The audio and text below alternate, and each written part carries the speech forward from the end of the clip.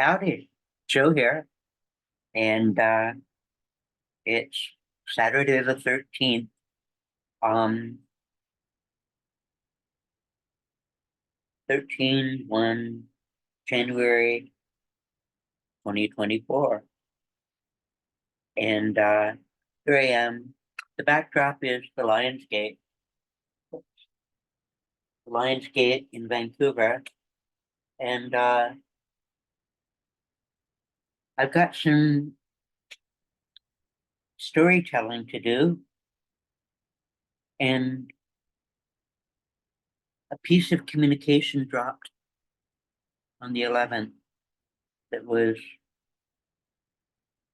extraordinary and beautiful and opens an opportunity for laying another layer of storytelling on that provided by others.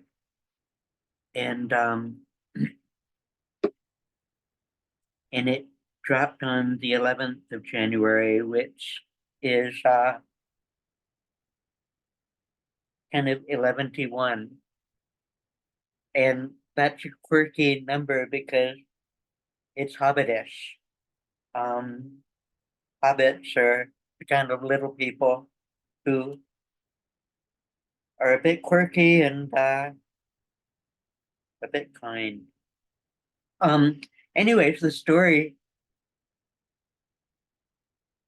communication that dropped was an interview between Jordan and Aaron. And I know both of these guys from the net for years. And I'd like to commend both of them on their clarity of expression and their quest for truth and insight into what's going on in the world through criticizing a quirky religion.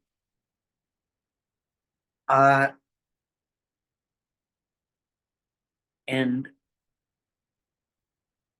so this story is loosely titled Joe and the Cylons. And Cylons is spelled with a $ and a cent sign, ILONS. And Cylons is actually, as in SCI, is a science fiction trope for aliens.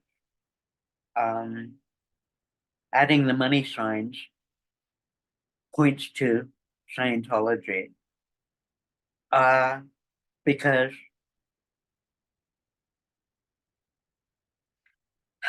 it's an organization that requires considerable criticism and even to the point of questioning their entitlement to the word Scientology. I don't call them a church, I'll call them an organization. With more than a bit of RICO.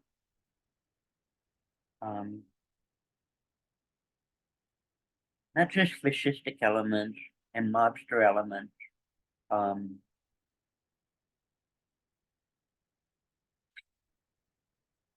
They can be kind of an insidious example,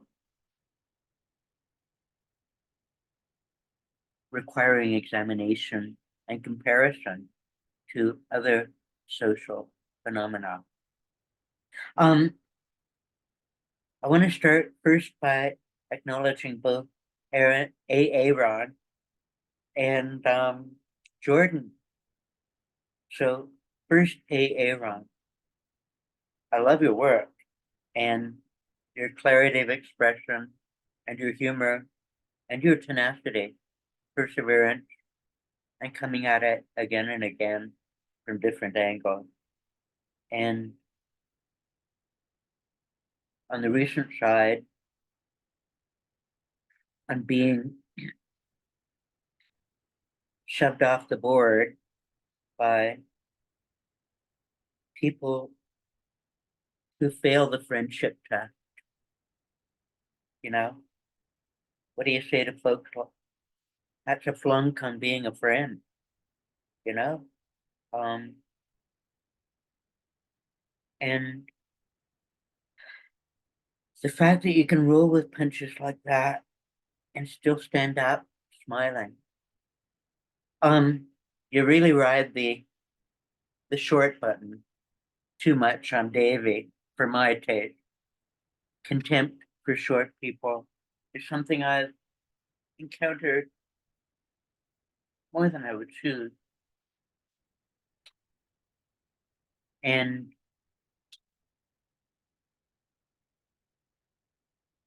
uh,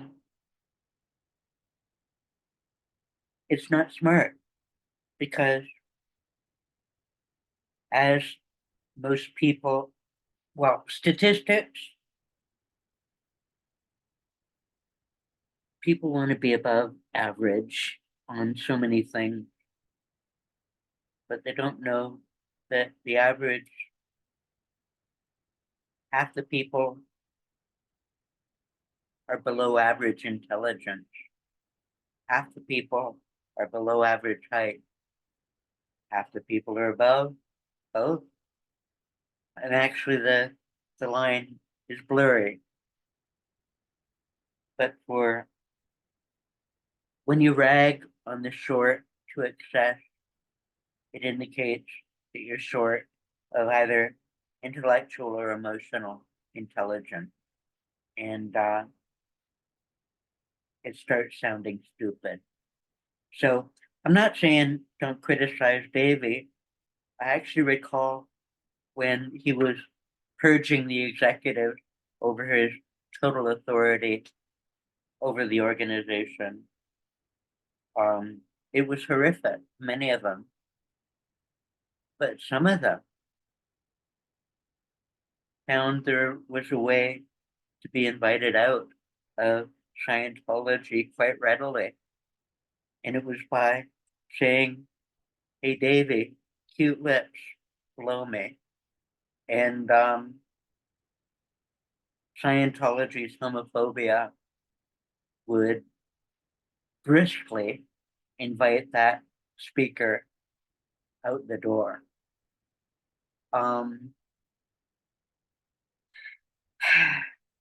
Anyways, AA Ron.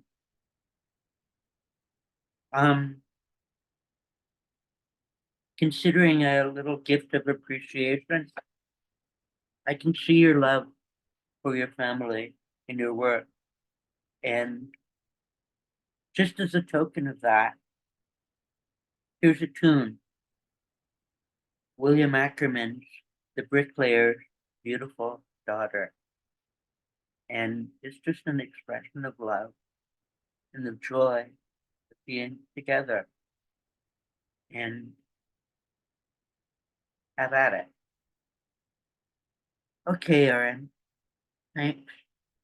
And now a few words to Jordan. Love your work. Actually, I love you more than a little bit, but as you exercise the tools of criticism, you also have to be taken with criticism too. I've got doubts and disagreements with some of your positions, but highly admire the arc of what you're working on. And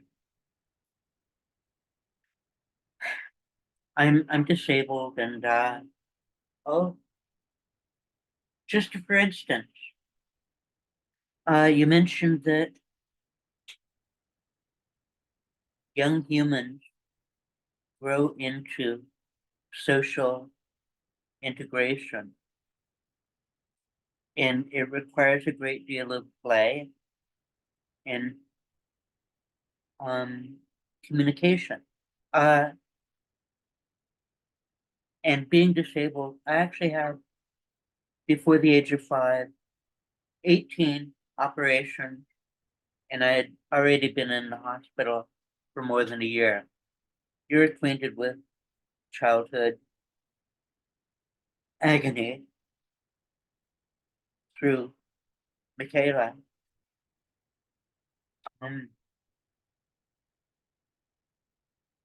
Anyway, thing is, I missed out on a lot of that. Give and take of play in building social integration at multiple levels. And so I've got a streak of adaptation to solitude. I'm actually quite easy on my own. And I try to be good company to myself. But engaging in play with others, even in the field of ideas, takes a bit of conscious work of integration. Another of your many enterprises that I really appreciate and want to participate in is your project for self-analysis and self-discovery through appreciating one's story and telling one's story, not just to others, but to oneself. And it may be the case that I may participate in your educational enterprise with a nod to Plutarch. Plutarch's lives are amazing. And it's seldom appreciated that he was a major functionary at the Temple of Delphi, where over the door was etched the words, know yourself. And I'd like to propose that know yourself, both as 2 words and as 3 words, would be a new title for Plutarch's Lives. Because I'm proposing to tell my own story with that model. And as an exercise in learning how to share that with others. And my nod to the Greeks and Romans and the foundations of civilization are colored by the people in the story. And one of my favorites is Solon, of course. Oh, and Socrates. And one of Solon's expressions is, don't count a man lucky while he still lives, because you don't know the story. And it was in nod to another who was famous but fell, sadly. And that's worth remembering when opening the topic of Scientology, is recall Elron ending. He ended delusionally, fleeing the monsters that he invented. He actually asked an engineer to rewire his e-meter so that it would electrocute him. And his electrician increased the voltage to be a bad shock, but not enough to kill. And he was running away from the clusterfuck of spiritual beings feeding on him. Kind of horrific.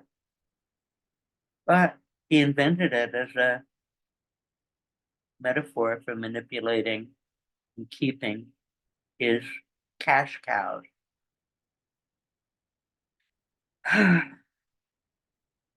Gosh, I'm gonna be doing pauses and collecting thought moments. So here's one. So, um, Joe and the Cylons is a chapter in my life, and parts of it were traumatic, parts of it were insightful. Um, mid-70s, young adult, mid-20s, exploring lots of things. Um, from Herman Hesse, Siddhartha, to Jonathan Livingston Seagull. I was reading lots of things. And while I read Dianetics and had hoped for some relief, it was actually a book that I had read earlier in high school, Stranger in a Strange Land by Robert A. Heinlein. And I actually recommend this as a glimpse of what the Cylons are and up to, and a collection of their delusions and humors and bombast, uh, as in blizzards of bullshit.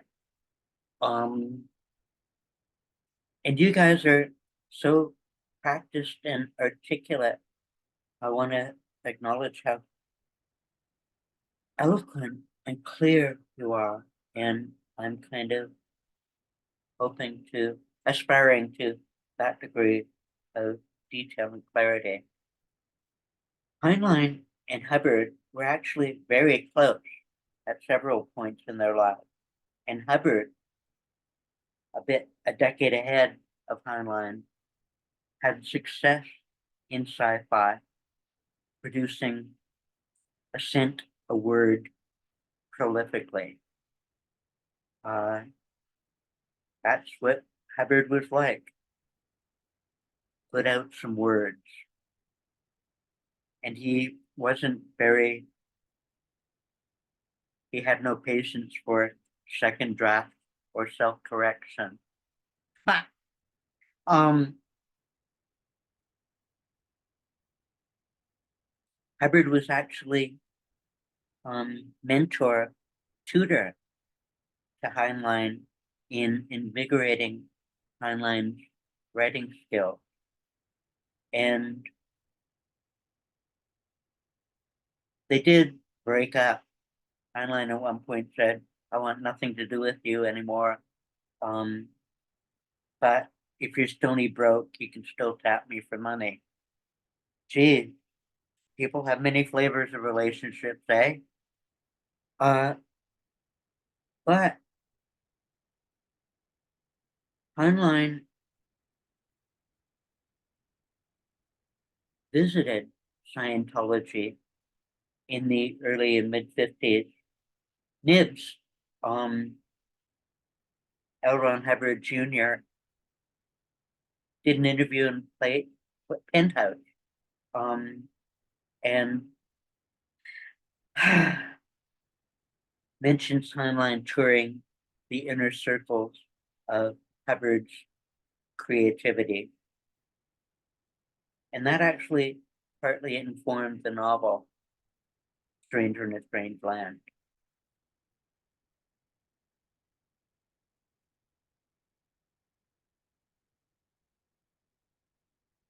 Ah, but Joe and the Cylons. Okay. I read this book with extravagant promises of I'm gay. I wasn't at ease with that. And rather than a different sort of pray the gay away, or I had distrust with psychiatry, psychology, the authorities, The One Flew Over the Cuckoo's Nest was a reminder that psychiatry treated homosexuality with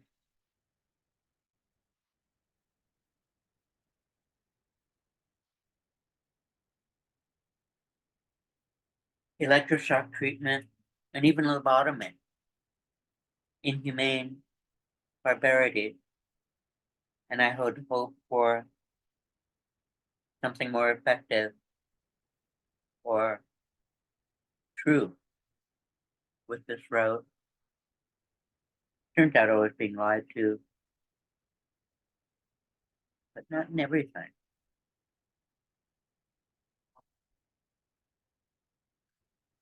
Join the silence. Well, quick sketch. I wanted to explore. It cost a lot of money. I'm broke. Actually, accessing valid counseling can be very expensive as well.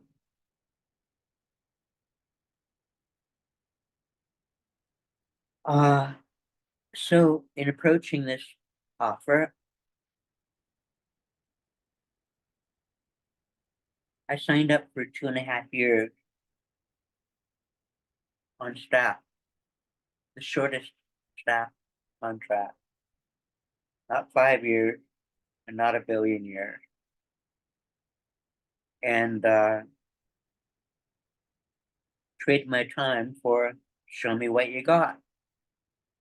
And 2.5 years is a big hunk of time. It was between the ages, and it was buffered by some time before in the public introductory courses too, and some time after, before being expelled. And so it was a bit shy of 4 years in all, between the ages of 24 and 28. And mid-70s. So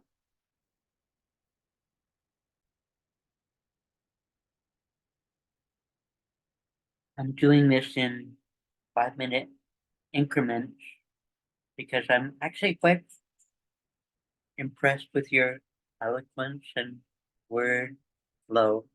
I'm not so practiced as both of you guys, but I hope to become better with these communication tools. And actually, I'm considering this entire exercise a little piece of a communications course. And that's several sorts of money because the comm course is the one of their open doorways of in the pretense of assistance manipulating.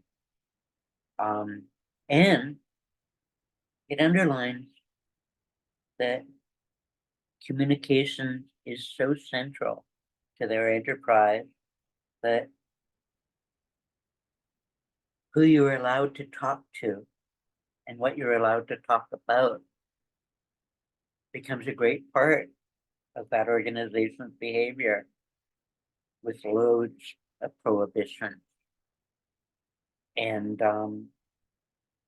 underlines the Cylons' imprisonment in silence.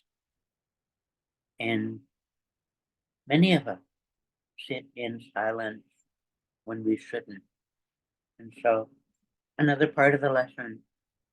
Anyway, so entering the gate, they actually look for your major problem, the compulsive aspect of wanting to change, trying to get away from something horrible.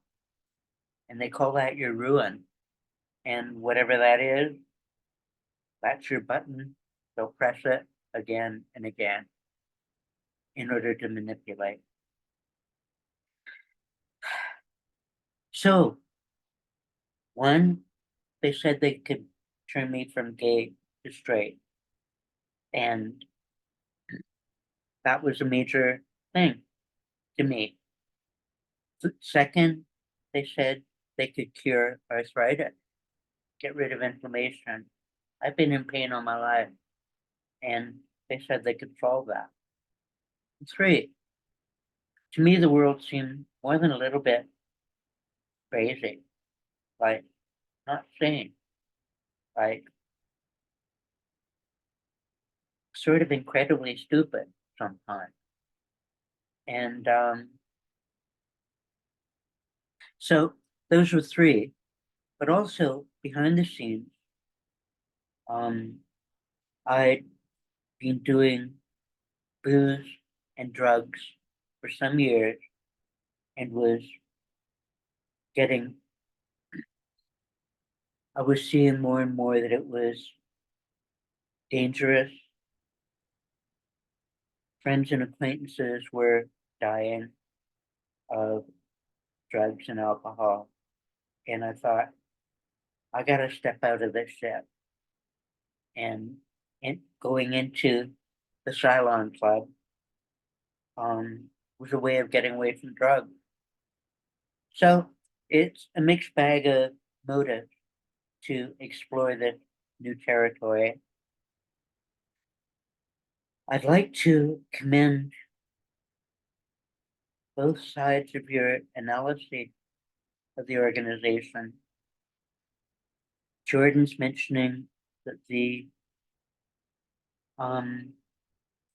galvanometer, and let some evidentiary mode of trying to read what's going on below the surface. That it's actually a tool of some validity, although much less so than some would pretend. Also, that, gosh, there's 5 minutes, right? And I'm so slow with talking, I'm sorry. And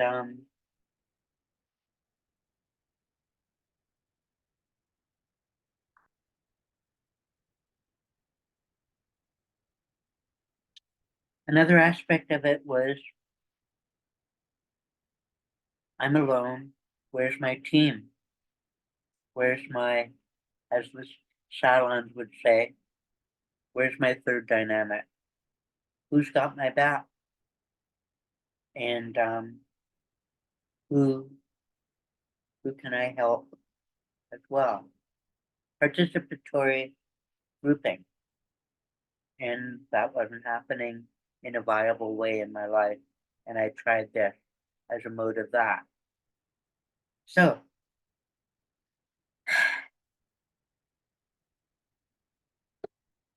and it has also the earlier similar. Have you had this problem before? Have you had this problem? When was that? What was it like? Have you had a problem before? Similar. And digging down into a problem in order to get a new perspective on it. And numerous times I experienced both a relief from the pressure of the problem by way of repeated exposure, and also generating an insight, a fresh perspective on how to deal with the problem from listening, talking. That can generate new perspectives and new solutions. And so, thank you, Jordan, for finding any measure of validity with this mode of exploration. And Aaron, mentioning the pathology of the organization And it's box of self-reflective mirrors that can turn into a maze of confusion and bull. Well, I think that both sides kind of understate its pathology because I find it to be a much more fascistic organization than is often mentioned. And that is, they own the truth. Anything that isn't their truth is wrong and has to be eliminated. Is so many multifaceted forms of oppression. What you're allowed to say, what you're allowed to think, and who you're allowed to associate with. It becomes a bigger and deeper prison the longer you associate with them. And their insidiousness from your dialogue, I think, is understated. And so,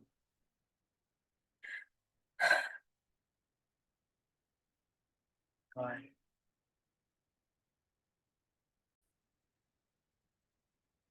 for instance, when you're involved in counseling, auditing, the psychological exploration, part of the agreement is to be utterly honest and an open book. And then you might achieve the reduction of pain or confusion and an expansion of insight. So every session begins with, are you keeping any secrets?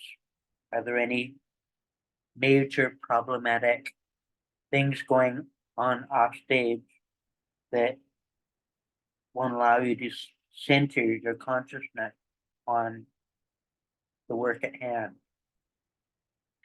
And even, and they record their confessional, and the confessional is not sacrosanct, not a secret. Whatever you tell them, they might try to use, share, monetize, manipulate. So you're giving your secrets to people who may not be worthy of trust.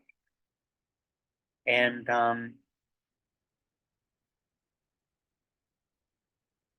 okay. Oh, so,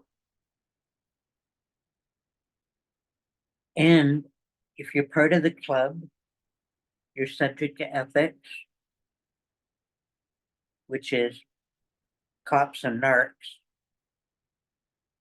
and you're subject to interrogation with a lie detector.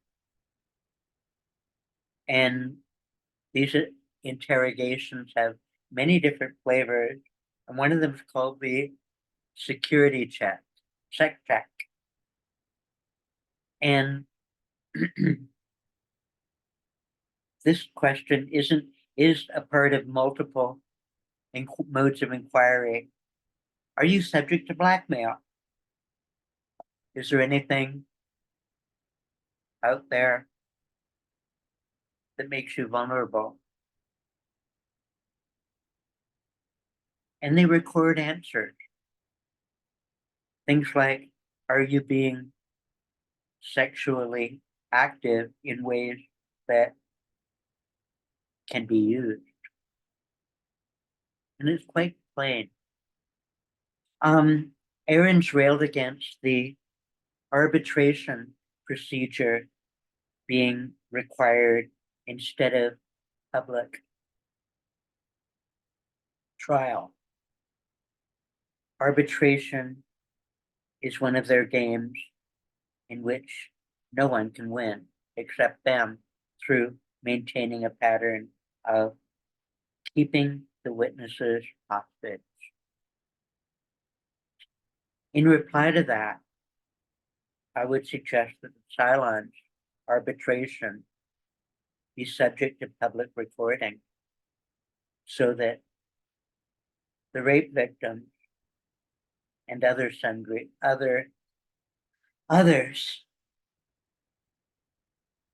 can show outside their secret society what they do. That their arbitration is a fraud and another crime on top of others.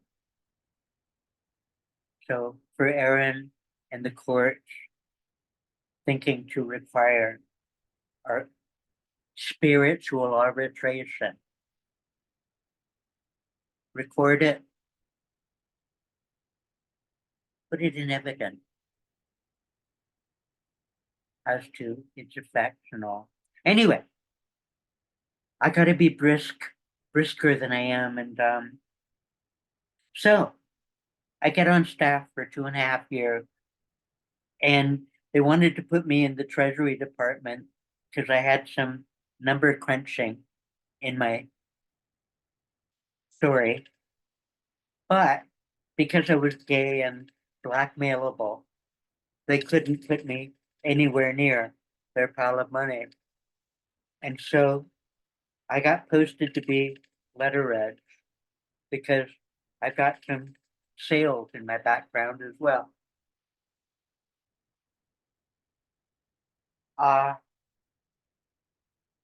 So for most of that 2.5 years, I was letter edge salesman. And I don't think I was very good at it, but I was known as that.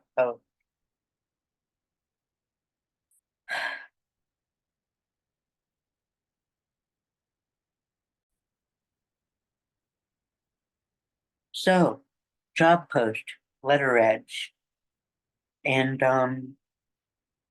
amongst the Cylons, your post is who you are and what you do and what they watch and statistics. You got a lot of statistics to record. And if you can't keep your statistics going up, you're a loser and you're to be disciplined, punished, dummied up, retrained, all that stuff, or disposed of. But your post is who you are. And your case, your private matters. Fuck it. Anyways, over 2 years, I think I might have sold Scientology to 3 other people. And that's actually a bit of a point of shame because their insidiousness, their dangers are not a gift. And in order to say anything, well, there's too much to say, and I can't say everything, but I can say a few things in a rather limited, snug way. They said they could make me straight, turn me from being gay. And at one point, they had another member of the staff whose visitor's visa had expired and was on the edge of facing deportation. And she was female, and they proposed that I marry her. It's a mixed metaphor because Canada doesn't use green cards, but a green card marriage, you know? And whether we knew one another and it fit, didn't matter to them. And a note on her post, she was an ethics officer, which is a kind of cop, narc, controller boss. And would I actually want to be closely connected with someone in a position like that? And would I be likely to survive it? So I have my doubts on the proposal from the beginning. But another part of it was, am I still gay? And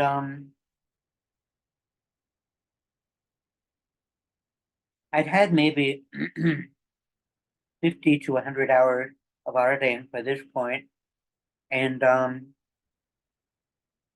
I was actually coming around to accepting myself as I am, rather than forcing myself to be what I wasn't.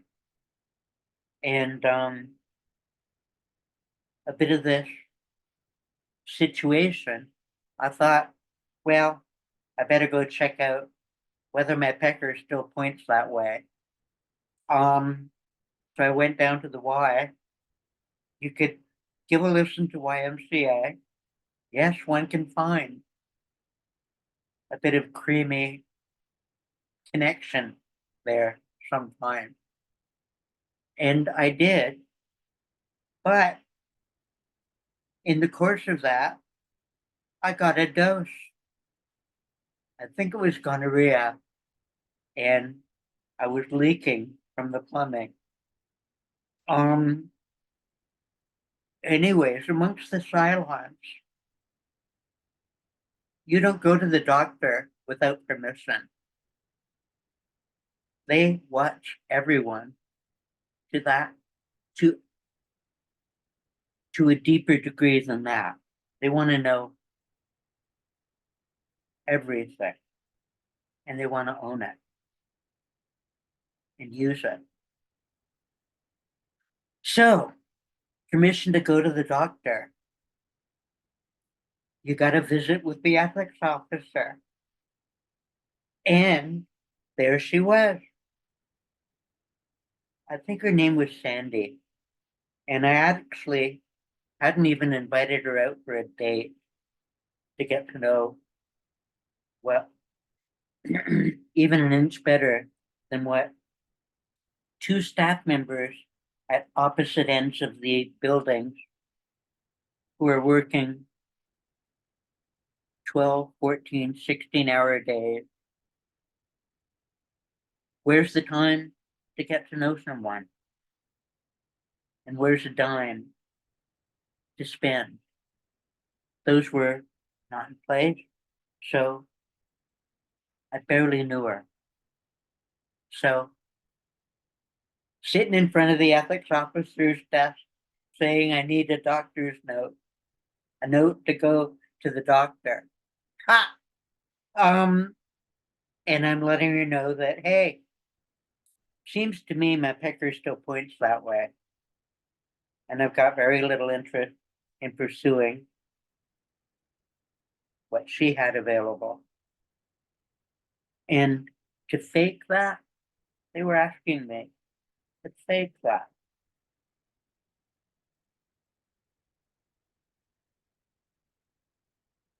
So I sort of let her know that maybe, like, the prospect of that billion-year contract, maybe something doesn't quite fit here. Maybe this opportunity they're shoving our way doesn't fit. And might be wiser and kinder that we not connect in that way. And I got my doctor's note, and we didn't get married. Things that happen in churches, eh? Um, the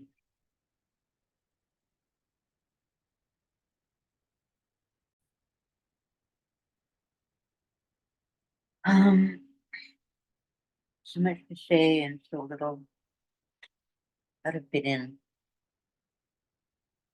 a patch of significance for meaning. Heinlein's perspective on this thing is that it's a carnicom, carnival confidence trick. And the Kearney Barker has oodles of extravagant promises. Get the marks in the door, milk them for their money, then get them out and fill up the room again with the next batch. Turn over the moneymaker. And that's a great deal of what it is, a carnicon. And there's calliope music and buses and dramas and it's all a hunk of theater to generate a ka-ching. Where's the money? And that's why Cylons fit. $, cent sign, ILONF. It's about money and it's about alienation. It's about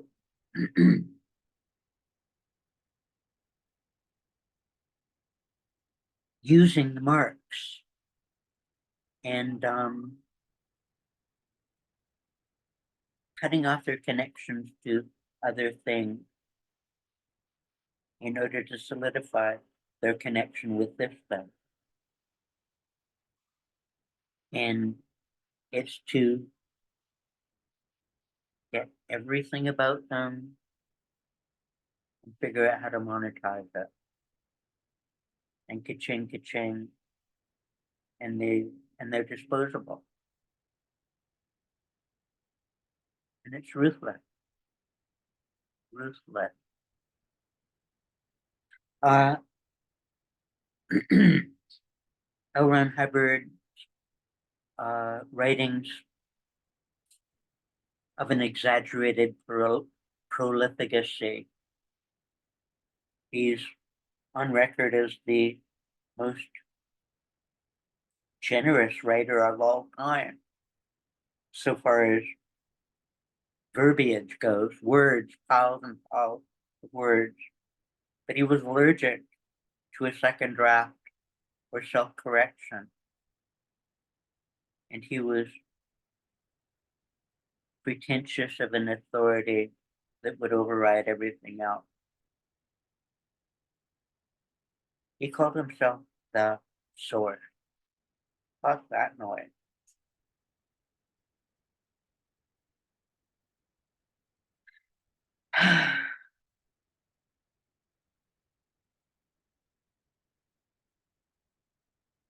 How to be coherent and clear is an effort of discipline and practice.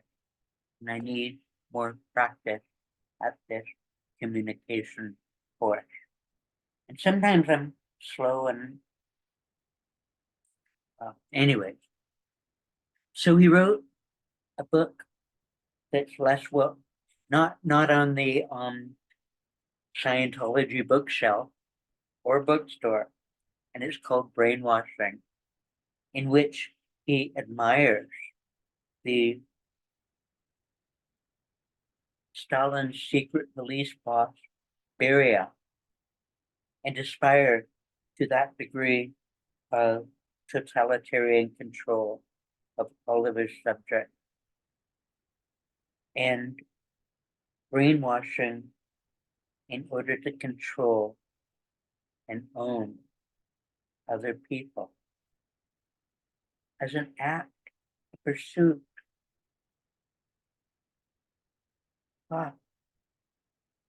He's gruesomely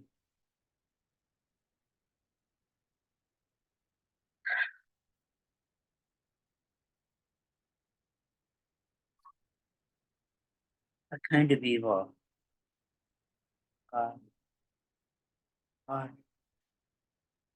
And sorry to be bogged down in nuance when I should be tracing the broad strokes.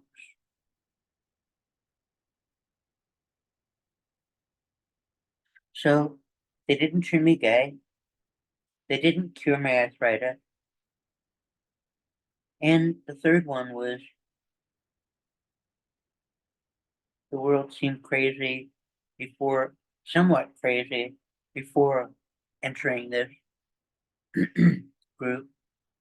The world seemed even more crazy when I was evicted from this group. Ah, can't say everything, but I can say something. Why I got evicted. Uh, in the mid-late 70s, there was a wave of people attesting to achieving the state of clear.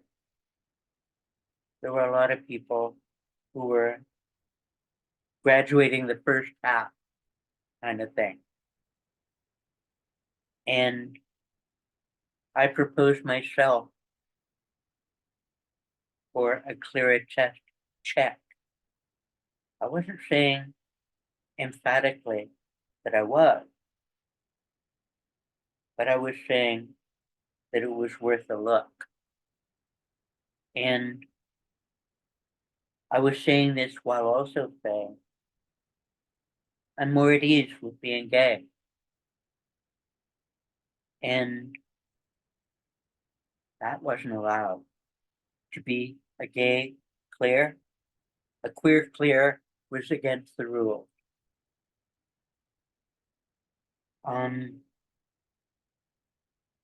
And so I was sec checked. I was COMEV'd, and I was declared an enemy and expelled. I wasn't declared a suppressive because I was keeping my lip zipped, generally speaking, but I was gone. And shunning, it was a major experience of shunning for me. I've been shunned before. Gee, I could talk about Catholics, but and other things as well. But this was kind of a very tough experience. And a bad breakup is sometimes an invitation to a geographical change. I hit the road and ended up in New Orleans for 4 months, kind of licking my wounds. And it was a very beautiful place to do some healing. And I'm grateful for that. Gosh,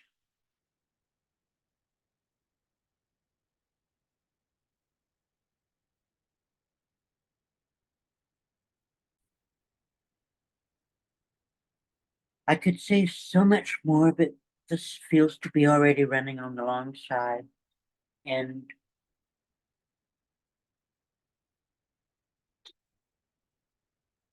brevity can be a virtue. I commended Aaron, Aaron, with the bricklayer's beautiful daughter. But for Jordan, I've got a particular thank you and artistic appreciation for your presentation at Ephesus in particular. It was so beautiful and insightful and such an exercise in generating clarity, clearness of this huge process or of what civilization is. Civility, civil ability. while I've got numerous disabilities, I have several abilities. And I try to exercise some of those sometimes.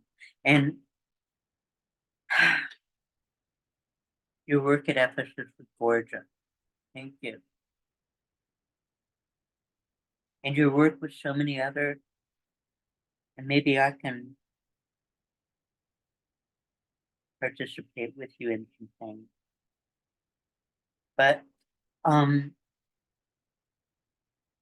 tune, part of CanCon, Canadian policy of cultivating national talent by reserving a part of the spectrum for those skills to grow in.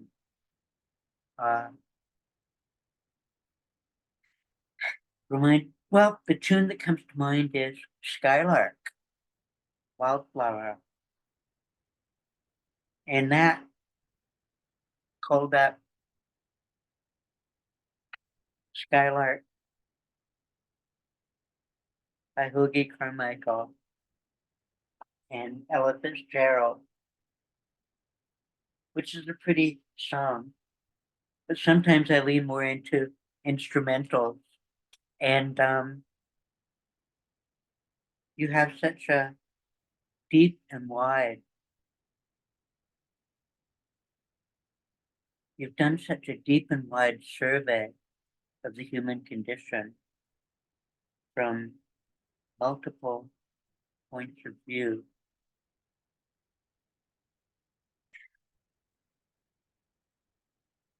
Calls to mind Bach, Bach's Toccata and Fugue in D minor. And my sometimes favorite version is by Wendy Carlos, who's trans. Brings in multiple other threads, doesn't it? But the clarity and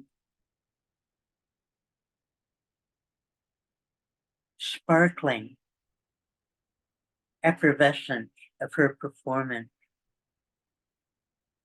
is so extraordinary, particularly how she sculpts the bell pipes. It's quite gorgeous. And you're rather good at ringing a bell. And that's a little nod to that. And thank you very kindly. And I think that Jordan and Aaron, thank you for making space for me to maybe add a layer of story to this that opens it maybe a bit wider and maybe brings in a bigger audience. And this is a little piece of my project in telling my story, as in the big book stories and the Plutarch stories. It's a part of recovery and a part of one day at a time carrying the message forward. And ever so pleased to be getting to know you. And thank you kindly for your time and attention. Be well.